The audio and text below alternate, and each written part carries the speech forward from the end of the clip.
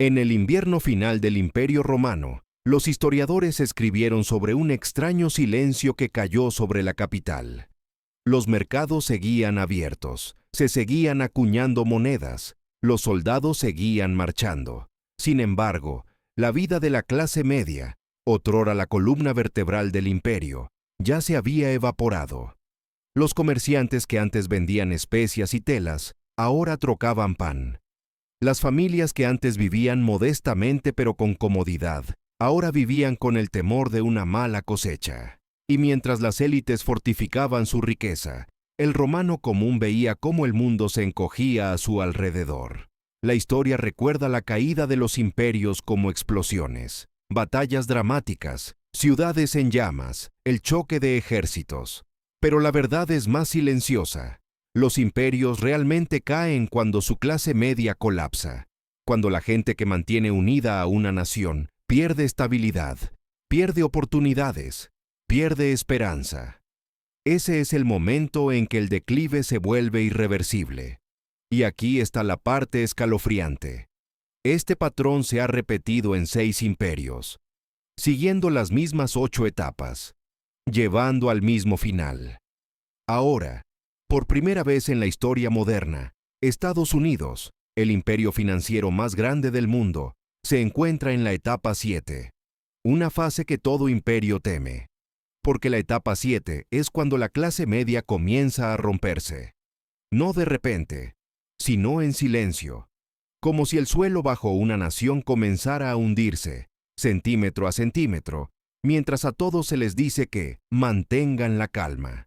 Esto no es historia antigua, esto está sucediendo ahora, y te afecta a ti, tu trabajo, tu hogar, tu futuro. Porque la historia no solo se repite, se está acelerando. Si estás viendo esto, hay una buena probabilidad de que lo hayas sentido. La presión silenciosa que se acumula bajo la vida cotidiana. La sensación de que, por mucho que trabajes, la meta sigue moviéndose. Que la versión de estabilidad que tenían tus padres o abuelos parece alejarse cada año. La realidad de hoy no se define por un colapso dramático o un único momento catastrófico. Se define por algo mucho más sutil, mucho más agotador. Una lenta y agotadora presión sobre la gente común. El tipo de presión que sientes cuando el alquiler sube más rápido que tus ingresos, cuando los víveres cuestan más cada mes, cuando el sueño de ser dueño de una casa parece una ficción. Una generación a la que una vez se le prometió oportunidad, ahora enfrenta un colapso económico, no en el sentido de los titulares de los derrumbes del mercado, sino en la experiencia vivida de la vida diaria. La inflación puede enfriarse en el papel, pero los costos cotidianos nunca retroceden.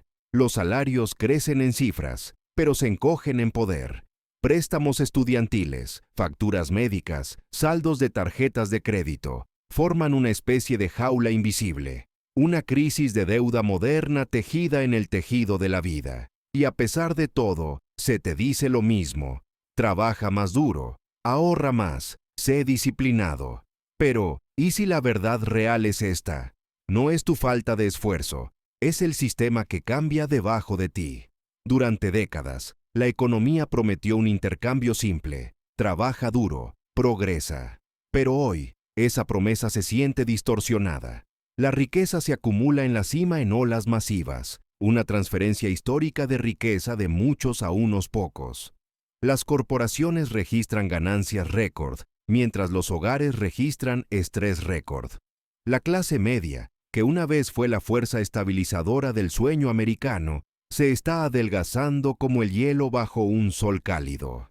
La vivienda ya no es un camino hacia la estabilidad, es un campo de batalla financiero. Una casa para principiantes ahora cuesta más de lo que una familia entera solía pagar por toda una vida.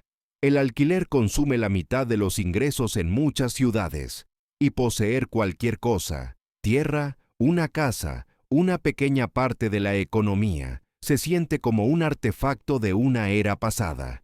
A los jóvenes se les dice que son privilegiados por querer lo básico: un trabajo seguro, un lugar donde vivir, un futuro que no se sienta como una apuesta.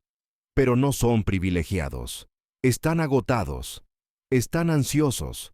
Están tratando de sobrevivir en una economía construida sobre costos crecientes y una certeza decreciente. Los padres también lo sienten. El miedo a no poder proporcionar la estabilidad que una vez asumieron sería natural.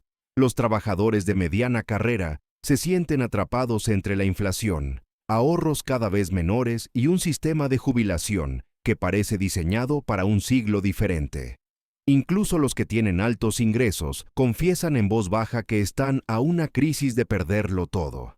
Esto no es un fracaso personal. Esto es sistémico. Esto es lo que sucede cuando un imperio financiero entra en las últimas etapas de su ciclo, cuando el dinero pierde poder adquisitivo, cuando la deuda alcanza niveles asombrosos, cuando las instituciones luchan por mantener la confianza. La historia se repite, no como un colapso dramático de edificios, sino como un colapso de la asequibilidad, la dignidad y la oportunidad. Y para millones de estadounidenses, la vida ahora se siente como caminar sobre una cuerda floja tensa sobre la incertidumbre. Puedes sentirte aislado en tu lucha, pero no estás solo. Millones están viviendo la misma historia, los mismos miedos, las mismas preguntas. ¿Por qué todo se siente más difícil? ¿Por qué no puedo salir adelante? ¿Qué le pasó a la clase media? ¿Soy yo o está pasando algo más grande? Algo más grande está pasando. La misma erosión lenta que debilitó a la clase media en cada imperio antes que éste, se está desarrollando de nuevo, no con espadas o invasores, sino con políticas bancarias, aumentos del costo de vida, distorsión monetaria y cargas de deuda que nunca parecen terminar. Esta es la realidad vivida de la etapa 7.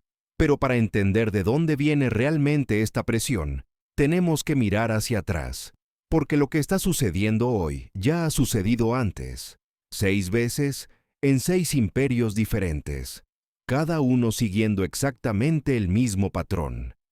Y ahora, la historia está susurrando su advertencia de nuevo. La historia no se repite palabra por palabra, se repite en ritmos, en pulsos, en patrones, en ciclos que resuenan a través de los siglos. Y cuando estudias los grandes imperios financieros a lo largo del tiempo, surge una escalofriante similitud. Antes de que cada uno decayera, su clase media se debilitó, su moneda se distorsionó, su deuda se expandió y la confianza en las instituciones comenzó a fracturarse. Volvamos, muy atrás, para entender el ritmo que se repite hoy. El Imperio Romano, una vez la mayor superpotencia del mundo, comenzó su declive no en el campo de batalla, sino en el mercado. A medida que la riqueza se concentraba entre la élite, los romanos comunes enfrentaron costos altísimos, salarios decrecientes y una moneda diluida con metales más baratos. Su dinero perdió valor, sus oportunidades se desvanecieron, y la clase media, los artesanos, comerciantes y soldados que mantenían unido el imperio, desapareció lentamente. Para cuando Roma enfrentó amenazas externas, el colapso interno ya era completo. Siglos después, el Imperio español siguió una trayectoria similar. Impulsado por el oro y la plata del Nuevo Mundo, España disfrutó de una enorme riqueza, hasta que dejó de hacerlo. El dinero fácil generó exceso de confianza. El exceso de confianza generó gasto excesivo. El gasto excesivo generó deuda. Y cuando la inflación se disparó y el costo de vida destrozó a los hogares comunes, la clase media, alguna vez próspera, de España, quedó incapaz de sobrevivir a la mala gestión financiera del imperio. Luego vino la Edad de Oro holandesa, la cuna del capitalismo moderno. Los holandeses se convirtieron en maestros del comercio y las finanzas, creando el primer verdadero imperio financiero. Pero la innovación financiera se convirtió en exceso financiero. La especulación se disparó. La desigualdad se amplió. La clase media, con precios inalcanzables y agobiada por las deudas, comenzó a encogerse. Cuando la confianza en la moneda y el sistema financiero vaciló, la influencia del imperio colapsó casi de la noche a la mañana. El Imperio Otomano, también, vio su fuerza agotada no solo por la guerra, sino por la inflación crónica, la captura de la riqueza por parte de la élite y una clase productiva menguante. A medida que el dinero perdía valor y la deuda se acumulaba, los ciudadanos comunes lucharon por sobrevivir. El imperio, una vez vasto y poderoso, se volvió frágil de adentro hacia afuera. El Imperio Británico, el más extenso de la historia, alcanzó su apogeo a través del poder industrial y el comercio global.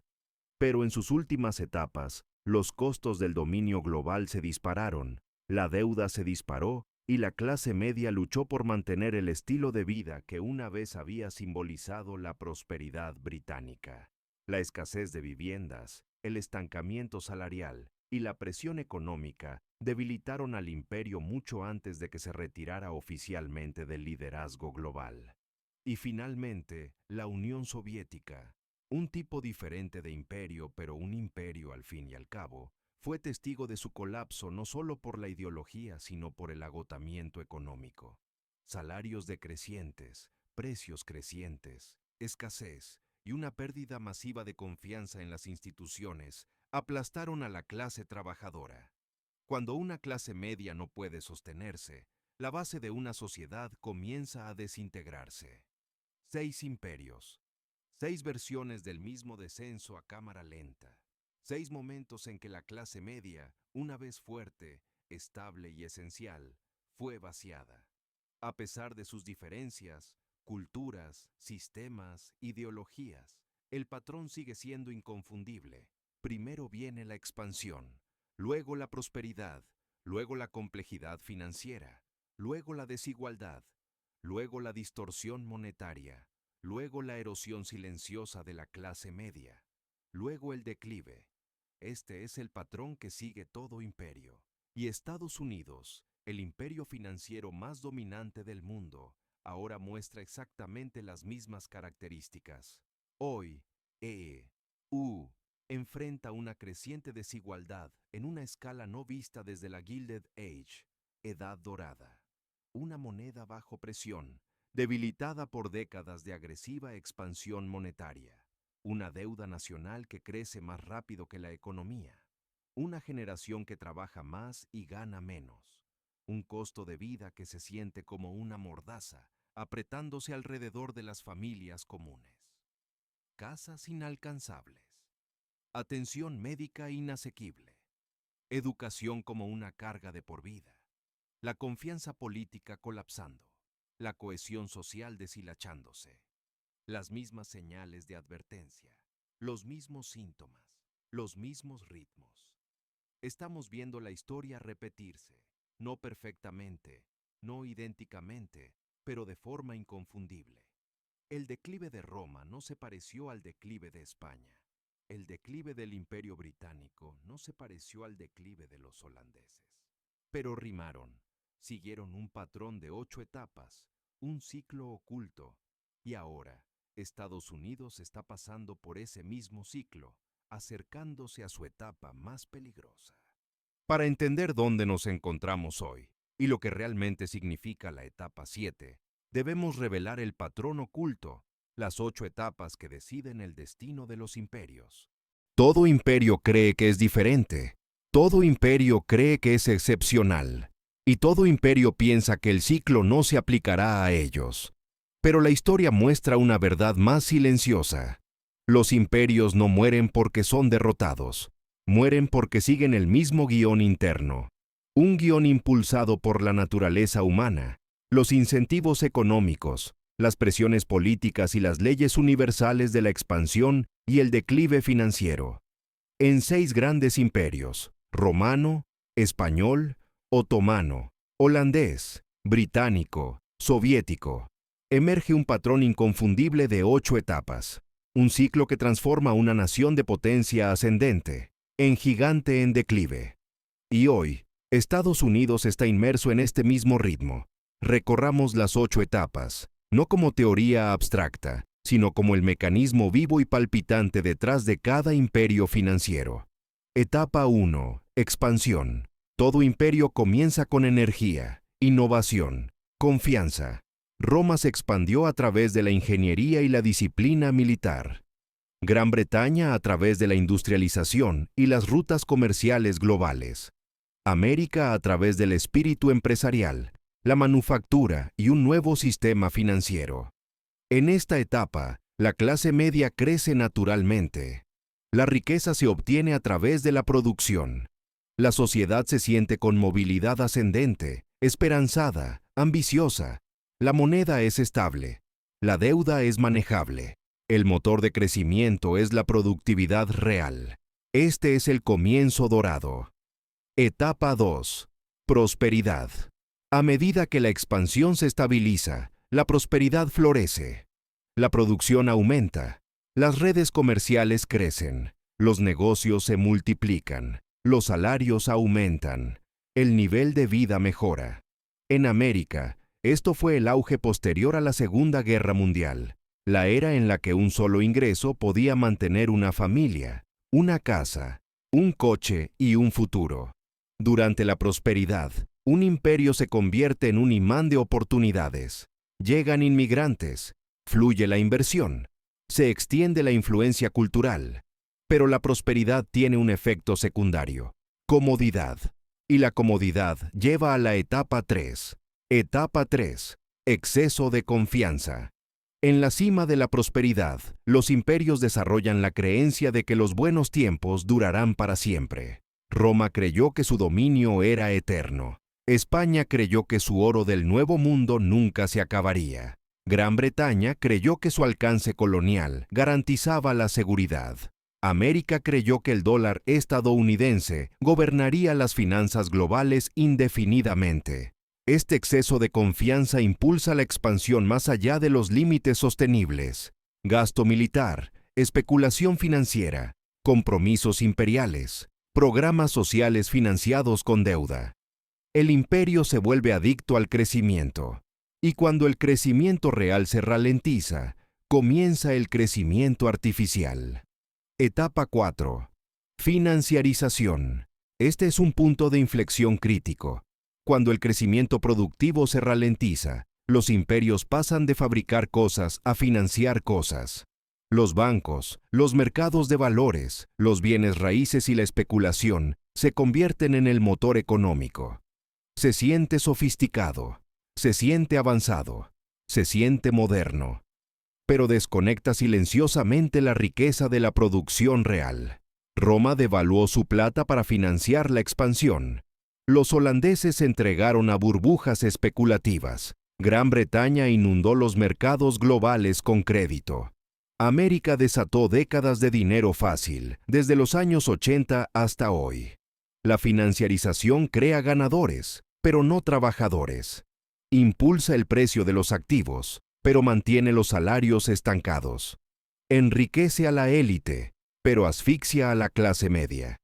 Es el comienzo de la transferencia de riqueza que define a los imperios en sus últimas etapas. Etapa 5. Desigualdad. Una vez que las finanzas superan a la producción, la desigualdad explota. Los activos suben, los salarios se estancan, la vivienda se vuelve inasequible, la deuda se vuelve necesaria solo para sobrevivir. El 90% inferior lucha, el 1% superior prospera, y la clase media comienza a adelgazarse. Esta etapa se caracteriza por el aumento de las tensiones sociales, la fragmentación política y la disminución de la confianza en las instituciones. La gente sabe que algo anda mal, pero no puede identificar la causa. Los cimientos del imperio comienzan a agrietarse, silenciosamente, invisiblemente. Etapa 6. Distorsión monetaria.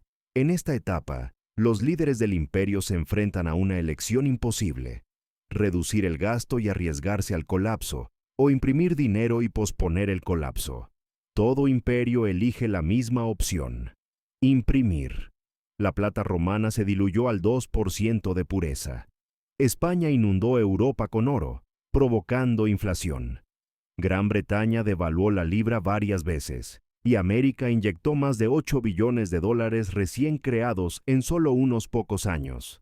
La distorsión monetaria es el punto en que la inflación se vuelve estructural, no temporal, donde la oferta monetaria crece más rápido que la productividad real, donde el costo de vida se desvincula permanentemente de los salarios. Aquí es cuando la clase media comienza a asfixiarse, no porque trabajen menos, sino porque su dinero trabaja menos. Y luego viene la etapa que decide todo. Etapa 7. Erosión de la clase media. Esta es la etapa en la que los imperios se sienten estables en la superficie, pero inestables por debajo, donde el dólar sigue siendo fuerte globalmente, pero débil en poder adquisitivo en casa, donde los mercados suben, pero las familias comunes se quedan atrás, donde las noticias dicen, la economía está sana, pero nadie lo siente. Aquí es donde se encuentra hoy. En la etapa 7, dos fuerzas chocan. El costo de vida se dispara. Alimentos, vivienda, atención médica, energía, todo supera a los salarios. El núcleo de la sociedad se debilita. Los maestros, enfermeras, comerciantes, pequeños empresarios, oficinistas, la columna vertebral diaria de la nación, comienzan a pasar de la estabilidad al modo de supervivencia. Cuando la clase media disminuye, la confianza disminuye. Cuando la confianza disminuye, las instituciones se fracturan. Cuando las instituciones se fracturan, el imperio entra en la etapa 8. Etapa 8. Colapso o reinicio. La etapa final nunca es un evento singular. Es una transición, a veces caótica, a veces ordenada, pero siempre transformadora. Roma se fragmentó en potencias más pequeñas. España perdió influencia global. Los holandeses cedieron el dominio financiero a Gran Bretaña. Los británicos cedieron a América. Los soviéticos se disolvieron. Para la América moderna, la etapa 8 no significa necesariamente destrucción, significa transición, una remodelación de las estructuras económicas, los sistemas políticos y las dinámicas de poder global. Pero lo más importante, significa un punto de presión masivo sobre la clase media, el centro mismo de la estabilidad de la nación. Estas 8 etapas no son una teoría abstracta, son la arquitectura del imperio, son el plan del ascenso y el declive. Y hoy, Estados Unidos está inmerso en la etapa 7, un momento de fragilidad silenciosa, oculto bajo el ruido de los titulares y las fluctuaciones del mercado. Pero la historia real no trata de pánico. La historia real trata de entender el ciclo, para que podamos afrontar la etapa 7 con claridad, no con miedo. Para sentir el peso de esta transición, no necesitamos mirar gráficos o teorías, sino a la gente, a la realidad emocional de quienes viven esta etapa. Su nombre podría ser cualquiera. Emily, Sara, Jordan, Miguel. No importa, porque su historia ya no es solo suya, pertenece a millones. Se despierta antes del amanecer, no porque quiera, sino porque tiene que hacerlo. El viaje es largo, el tráfico implacable, y el más mínimo retraso podría significar llegar tarde a un trabajo que no puede permitirse perder. Solía soñar con una carrera, ahora simplemente anhela estabilidad. Vierte café en una taza de viaje con una pequeña grieta en el borde. Reemplazarla costaría $10. $10 que necesita para la gasolina esta semana. En otra época, esta sería una decisión trivial. Hoy, se siente como una elección con consecuencias. Revisa su cuenta bancaria. No porque espere buenas noticias, sino porque vivir al límite requiere vigilancia. El alquiler vence en 4 días. Su seguro de coche en 6. La compra mañana. Su cheque de pago ya se siente gastado en el momento en que llega. Solía creer que la clase media significaba seguridad. Ahora significa supervivencia. Emily trabaja duro, más duro que nunca. Tomó capacitación adicional, añadió certificaciones, cambió de trabajo 2 veces, pero de alguna manera todavía siente que está corriendo en una cinta de correr, ajustada demasiado rápido. Por rápido que se mueva, se queda en el mismo lugar. Las facturas crecen, los salarios no. El alquiler sube, sus ahorros disminuyen. Sus padres compraron una casa a los 20 años. Ella tiene 30 y sigue alquilando un pequeño apartamento con paredes delgadas y un propietario que sube el precio cada año porque tiene que mantenerse al día con la inflación. Siente el peso del colapso económico, no en los titulares de las noticias, sino en las pequeñas humillaciones de la vida diaria. Cancelar una salida social porque es demasiado cara, evitar citas médicas, revisar los precios obsesivamente, esperando que nada se rompa, nada salga mal, nada inesperado llegue por correo. Esta es la nueva normalidad para millones de estadounidenses que viven en la etapa 7. Sus préstamos estudiantiles persisten como un fantasma de su pasado, una crisis de deuda nacida mucho antes de que entendiera las tasas de interés o la capitalización. Paga cada mes, pero el total apenas se mueve. Se siente como verter agua en un cubo con una grieta en el fondo. De camino al trabajo, se pregunta, ¿por qué se siente imposible progresar? ¿Por qué todo se volvió tan caro? ¿Por qué mi generación siente que está empezando por detrás de la línea de salida? Escucha consejos financieros en línea. Ahorra el 20% de tus ingresos. Presupuesta mejor. Invierte temprano. Quiere gritar. ¿Cómo ahorras cuando el alquiler es la mitad de tu sueldo? ¿Cómo inviertes cuando tu coche necesita reparaciones? ¿Cómo planificas la jubilación cuando no puedes planificar el próximo mes? Esto no es irresponsabilidad. Esta es la experiencia humana vivida de un imperio financiero en declive. Por las noches, se sienta en su pequeña mesa de cocina con un portátil que se sobrecalienta cuando tiene más de 2 pestañas abiertas. Calcula su futuro. ¿Cuánto tiempo hasta que pueda comprar una casa? ¿Debería tomar un segundo trabajo? ¿Qué pasa si nunca sale de la deuda? ¿Qué pasa si la economía empeora? ¿Y si hay otra crisis? Estos no son miedos abstractos, son las ansiedades privadas que millones de personas llevan en silencio. Y sin embargo, si le preguntas, sonreirá. Dirá que está bien, dirá que se las arregla. Porque las cargas más pesadas de la sociedad a menudo se llevan en silencio, con educación, sin quejarse. Emily no es Roma, ni España, ni Gran Bretaña, pero ella es lo que ellos perdieron. La clase media estable y esperanzada. Ella es la señal de advertencia que todo imperio ignoró. Así se siente la etapa 7. 1000 pequeñas presiones, apretando lenta y gradualmente, hasta que la gente se adapta a la supervivencia sin darse cuenta de que el sistema ya ha cambiado. La tragedia no es solo económica, es emocional, es espiritual. Es la callada angustia de una generación que se pregunta si el sueño que les prometieron era real. Pero la historia de Emily no es un final, es una señal, una verdad humana que revela dónde se encuentra Estados Unidos en el ciclo de 8 etapas.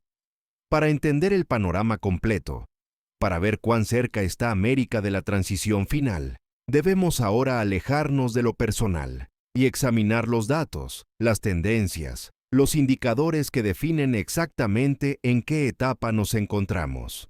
Para comprender dónde se encuentra realmente Estados Unidos en el ciclo de un imperio, tenemos que alejarnos de las historias personales, por muy reales y dolorosas que sean, y mirar directamente los números.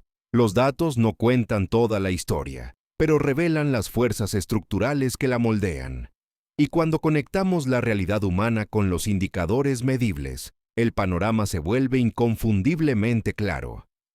Comencemos con el fundamento de la estabilidad nacional, la clase media.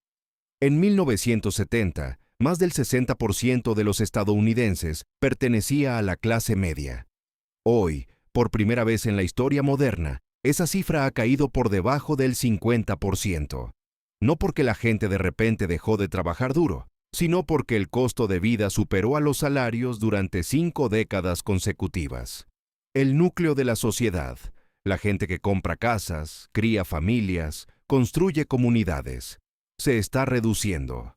Ahora consideremos la vivienda, históricamente el mayor motor de riqueza de la clase media. En 1980, El costo promedio de una vivienda era aproximadamente 3 veces el ingreso anual promedio.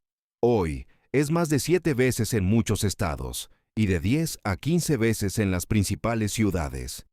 Esto no es un mercado inmobiliario, es una carrera de obstáculos financieros. Incluso los hogares con 2 ingresos luchan por comprar lo que un solo ingreso podía permitirse antes. Y a medida que los inversores institucionales compran miles de casas en todo el país, la propiedad pasa de las personas a las corporaciones. Se está produciendo una transferencia silenciosa de riqueza, de los ciudadanos a las estructuras financieras. Luego, la deuda nacional. Durante gran parte de su historia, la deuda de EU aumentó gradualmente en proporción a la economía. Pero después del año 2000, algo cambió.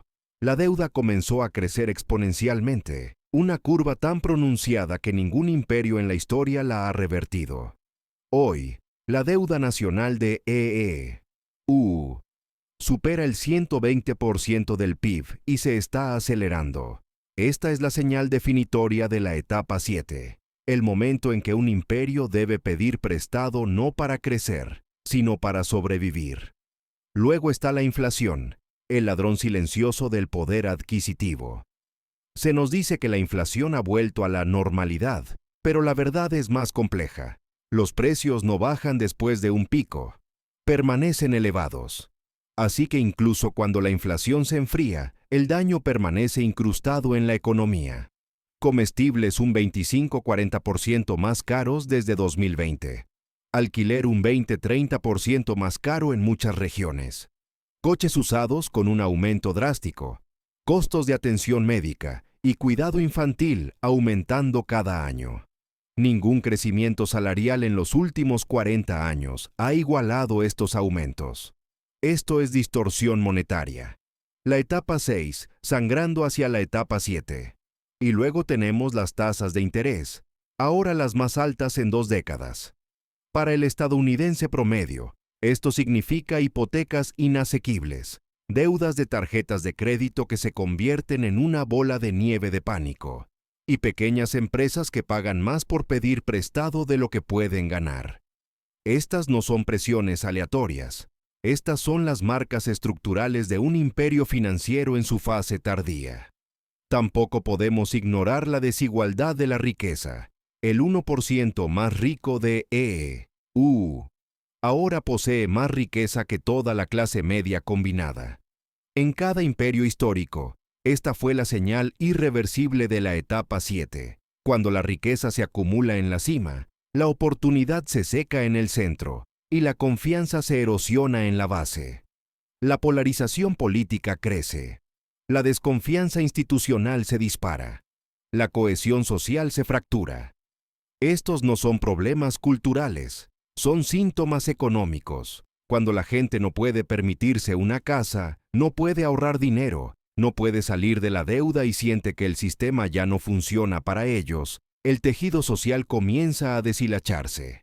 Y todo imperio que llegó a este punto siguió la misma trayectoria. Etapa 7. Un indicador más revela la verdad con dolorosa claridad. Por primera vez en la historia de EU, más de la mitad de los adultos menores de 35 años viven con sus padres o no pueden permitirse dejar el hogar. Esto refleja las últimas etapas de Roma, las últimas etapas de España y las últimas etapas de Gran Bretaña. Momentos en que la generación joven perdió el acceso a los hitos que crean estabilidad y definen la edad adulta. Cuando combinas todo esto, la reducción de la clase media, la explosión de la deuda, la vivienda inasequible, los salarios estancados, los costos disparados, el debilitamiento del poder de la moneda y la desigualdad extrema, la conclusión se vuelve innegable. América está en la etapa 7 del ciclo de 8 etapas del imperio. Esto no es sensacionalismo, esto no es fatalismo, esto no es exageración. Esta es la señal colectiva de todos los indicadores clave que tenemos. La etapa 7 es el momento en que el imperio todavía parece fuerte desde fuera. El dólar todavía domina el comercio global. Los mercados todavía atraen inversores. La nación todavía proyecta poder, pero internamente los cimientos han comenzado a agrietarse. La etapa 7 no es el colapso. La etapa 7 es la advertencia. Pero aquí está la verdad más importante.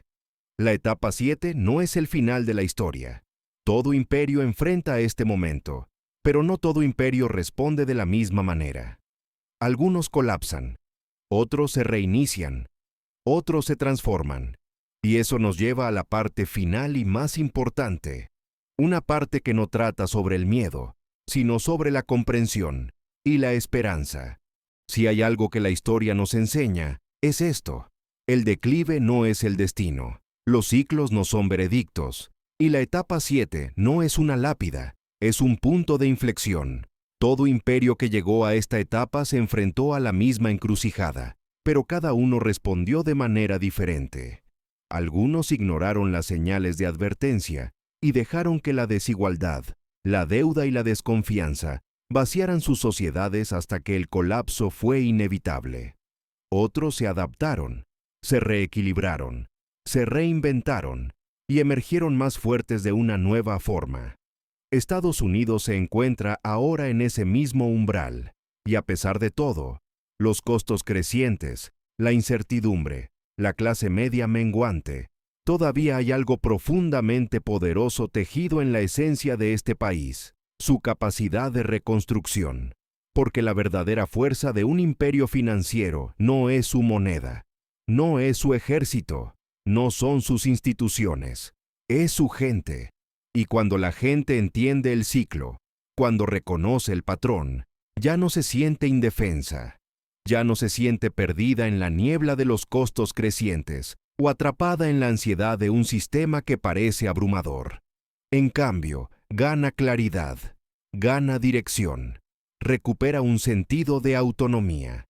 El conocimiento es el primer antídoto contra el miedo. Cuando entiendes por qué la clase media está luchando, cuando entiendes por qué la vivienda se volvió inasequible, por qué los salarios se estancaron, por qué la deuda explotó, por qué la historia repite este patrón de 8 etapas, dejas de culparte a ti mismo y empiezas a ver la estructura tal como es. Y una vez que ves la estructura, puedes navegarla. Las últimas etapas de los imperios no son solo momentos de presión, son momentos de posibilidad. La mayor riqueza a menudo se construye durante las transiciones. Las mayores innovaciones surgen de la disrupción. Las mayores transformaciones sociales comienzan cuando la gente común se da cuenta de que los viejos sistemas ya no les sirven. Para los individuos, este puede ser un momento para aprender nuevas habilidades, repensar las finanzas, construir resiliencia, invertir sabiamente y posicionarse para el reinicio que se avecina. Para las comunidades, puede ser un momento de solidaridad, de reconstruir la confianza, formar redes, apoyarse mutuamente. Para las naciones, puede ser un momento para reestructurar, reequilibrar y restaurar los sistemas que una vez crearon una prosperidad generalizada. La esperanza no nace de negar la realidad, sino de comprenderla profundamente. Estados Unidos se ha reinventado antes, después de recesiones, depresiones, crisis, guerras y cada cambio sísmico en su historia. La reinvención es de lo que está hecho este país. Y la generación actual, aunque cargada, es más consciente, más informada y más adaptable que cualquiera anterior. Este es el momento en que la conciencia se convierte en fuerza, donde la claridad se convierte en empoderamiento, donde comprender el ciclo se convierte en la clave para navegarlo. Y así, mientras el polvo de la historia se asienta a nuestro alrededor, y mientras los ecos de imperios pasados susurran sus advertencias, recuerda esto: no estás desamparado, no estás atrasado, no estás fracasando. Estás viviendo un punto de inflexión, un momento que incontables personas antes que tú han enfrentado, sobrevivido y superado. La historia de cada imperio está escrita en ciclos, pero la historia del individuo, tu historia, está escrita por elección, conciencia y resiliencia. Y quizás la verdad más importante de todas: la clase media puede estar bajo presión, pero no ha desaparecido. Se está transformando, está despertando, se está preparando para lo que viene. Mientras las personas permanezcan informadas, conectadas y determinadas, ningún ciclo, ni siquiera la etapa 7, puede decidir su futuro, porque la historia puede repetirse, pero la humanidad siempre evoluciona. Si esta historia resonó contigo, por favor comparte tu sentido de fortaleza en los comentarios y difundamos este orgullo silencioso por el mundo.